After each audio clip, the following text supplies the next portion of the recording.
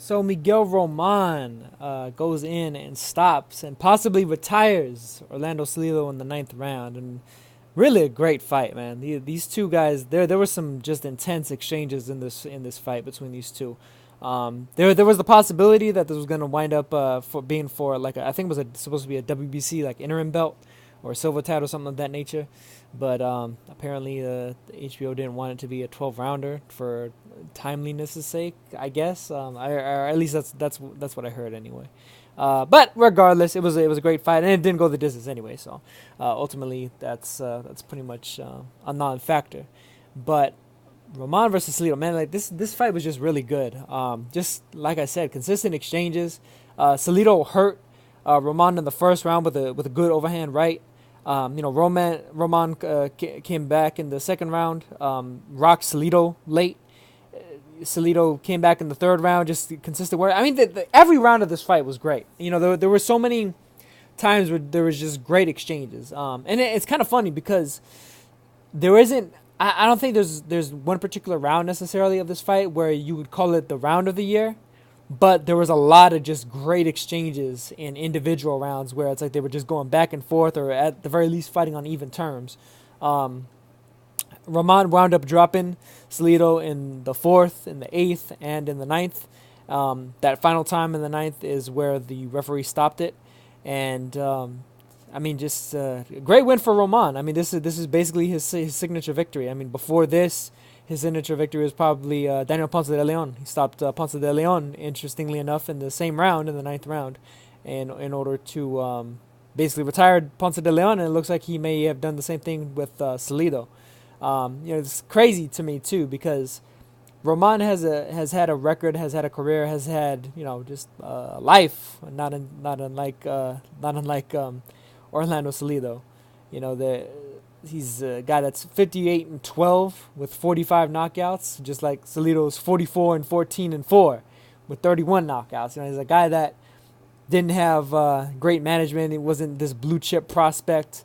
Took a couple L's early in his career, took some more L's along the way. Started being used as kind of a journeyman level fighter down in Mexico, or against Mexican and American opponents, and he fought his way and grinded things out.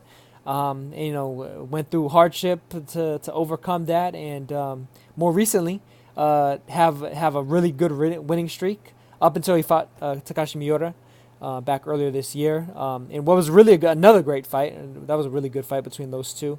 But one where ultimately Miura's power made the difference, late in that fight, where he dropped Roman a few times and stopped Roman in the last round of that fight in the 12th.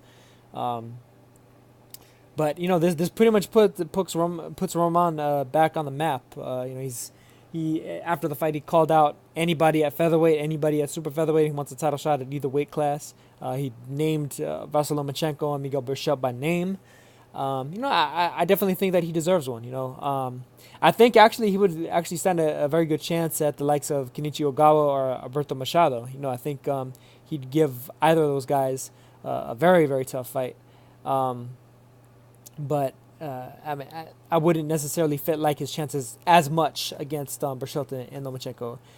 Which is to say, Willie, I'd like to see I'd like to see Machado and Ogawa, fight the likes of a Roman, and some of these other guys that are kind of somewhat on the come up, whereby to really show and prove that those titles are truly legitimate at 130 before they kind of step up to that next level. At featherweight though, I think he'd be very dangerous. He hasn't fought at featherweight recently, but hey, if he can make the weight, then I think fair play to him.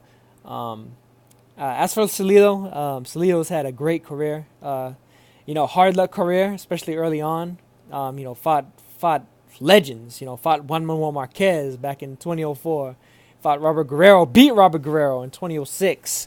Wound up getting called a no decision, a no contest, because Salido tested positive for performance-enhancing drug, and then there was a B sample that actually came back negative, but they never actually overturned the no contest, which is really unfortunate for Salido because he beat Guerrero. He's, he roughed him up and won that fight, and he deserves the credit for it, honestly. Um, you know, Fought the likes of Yorikis Gamboa, lost to Gamboa, but defeated Juan Manuel Lopez in a couple of fights. Had fight of the year candidates with Lopez, with Wang Haya, with Turtek Kokijim. Defeated Valser Lomachenko, who a lot of people try to refer to as pound for pound. And hey, you know what? Just by the fact that he was able to defeat somebody like that, that's just more props to Salido. Um, Probably the most the outside of this loss, actually, like he really including this loss, his fight with Mikey Garcia was probably the his clearest defeat. But even there, he was starting to, at the very least, still chug along and start to at least get a certain degree of success, even if it wasn't like winning round success against Mikey Garcia when that fight was stopped and called a technical decision. But this was the first time he was actually knocked out, Salido. So, or at least knocked out recently. He'd been knocked out a bunch of times early in his career, but since his kind of rise to prominence, this was the first time he had been knocked out and really conclusively defeated. And I think that's a big part of the reason why he made that kind of abrupt decision, or at the very least that kind of abrupt emotional outburst of saying that he was done. He was going to be done with the sport. He's going to be retiring. And it's kind of a shame to see him go, but man is 37. He's been through war after war after war. Has had a couple of really good paydays. Like I mentioned, between all those guys, all those really great fighters that he fought, Guerrero Marquez, Gamboa, Juanma, especially the rematch against Juanma, even all the way up to Garcia and Lomachenko. As far as I understand it, I had seen that in spite of the fact that he had been spending some of his spare time driving for Uber, he actually has a pretty good amount of money saved up, sitting on what I believe to be a couple $1,000,000. And, I think he's just ready to, spend time after boxing. He had his family ringside and everything. And, hey, maybe he'll be able to spend more time with them and all that stuff, which is good, good career. Honestly, he's a bit of a legend. He's kind of a bit of an underground legend. He's the fighter that I think that the likes of Arturo Gatti, like the way that people projected Gatti is the way that I see Orlando Salido, because he's a guy that truly has great wins under his belt. And he wasn't just an action fighter that really failed against all the top guys. He was a action fighter that won a couple of those fights against top level guys, against pound for pounders, against top guys that moved up into and through, the featherweight and the super featherweight divisions.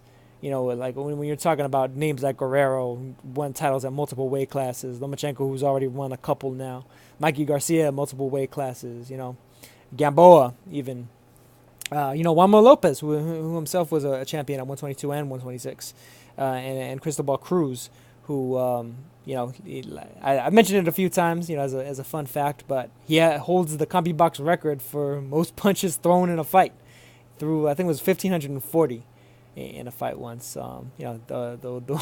And you'd imagine that, just that high output was the one thing that was able to defeat Salido, although Salido also defeated him in another fight.